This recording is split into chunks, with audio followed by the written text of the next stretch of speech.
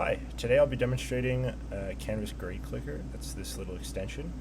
Basically what it does is it adds Gradescope functionality where you can kind of click to grade and highlight something and just click a thing to take off points to Canvas SpeedGrader. So we're going to start from this. We're going to be grading this assignment, and this is the rubric I currently have made for it. You're going to want to go to the assignment page and go to Gradeclicker, and then just create from assignment page. And this will create a grading configuration for this assignment from the assignment page, and it'll be linked to the ID. So anytime you open it, it'll know you're on this assignment. So you can name the configuration. We're going to say basic test. And then you have your grading categories. This is where you add criterions that you actually click on. And I'll show you that in just a second. Once you're done with that, you go to SpeedGrader, and we're going to be grading this assignment right here, some pretty basic algebra. So for problem 1, we can add criterions. So this student, the test student, made a mistake where he he subtracted 9 from 16, and that's 7, not 8. He said 8. So we're going to put that in as an error. 16 minus 9 is equal to 7, not 8. So that's going to be, I'll take off a point for that. And we can just keep adding them. So let's say he's missing, how much is this worth? This is worth 3 on the rubric, right? So 3. He's not missing it, fortunately, but he did make that mistake. Let's look at problem 2. Problem 2 looks good, but we can add some criterions for examples. For example, step 1, correct. 2 minus 2 is 0. And then can I take off also 2 points for that, right? Problem incorrect. And that'll be 1. So we'll take off 2 points there. Obviously they didn't make an error here. And same thing for problem 3. Once I'm done, I'll just hit apply selected, and it'll put in the comments, it'll calculate the score, and you're done. Just like that. If you want to add just a comment without actually taking off points, you can just write this is a comment, and then you can either leave this blank or put 0. And then if I apply selected, it'll say this is a comment. It won't take off any points, as you can see.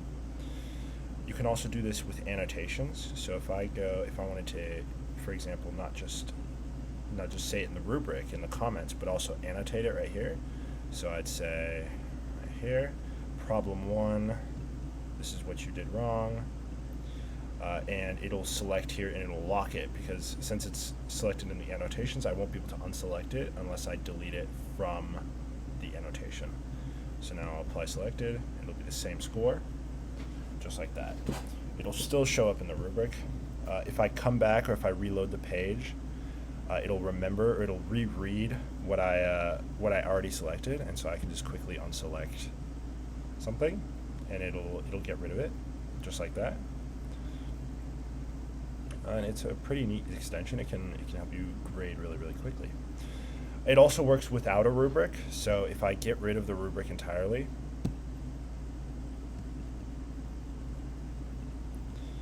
and then I reload the page, it'll throw an error because you need to tell it that it's not linked to a rubric. So you'll have to deselect this. So is it linked to a Canvas rubric? It's not linked to a Canvas rubric. And once you leave, it'll all of the errors will go away. And so now there's not going to be anything under the rubric editor, but it'll still detect annotations, and you can still annotate like you were doing before. So if I press apply selected, it'll apply the current annotation. You can, when you're doing this, you can also apply one annotation multiple times. So if I have one criterion that's just incorrect, and I want, maybe it's 1 point, maybe I could do it in a different section. So incorrect, and yeah, and we'll put another one that's also incorrect, and it'll add all of these together. So there's 2 incorrect, and then there's one that we had before, we apply this, it'll calculate the score, and it'll grade it for you, just like that. To edit your rubric or your criterions, you can go here, you can go to the extension, edit current configuration, or if you're not on the configuration, you can go to the configuration library, edit current configuration, and then you can just select the category and move stuff around, or remove stuff, or change the amount of points to remove. Pretty simple. If you have any questions or suggestions or bugs, please email this email address, and I will get to them as fast as I can. You can also export files. So, for example, if I wanted to share this with another teacher, I would just download it really quick. And then I can import this file, so the teacher would go on the extension, import from file, and then select this file.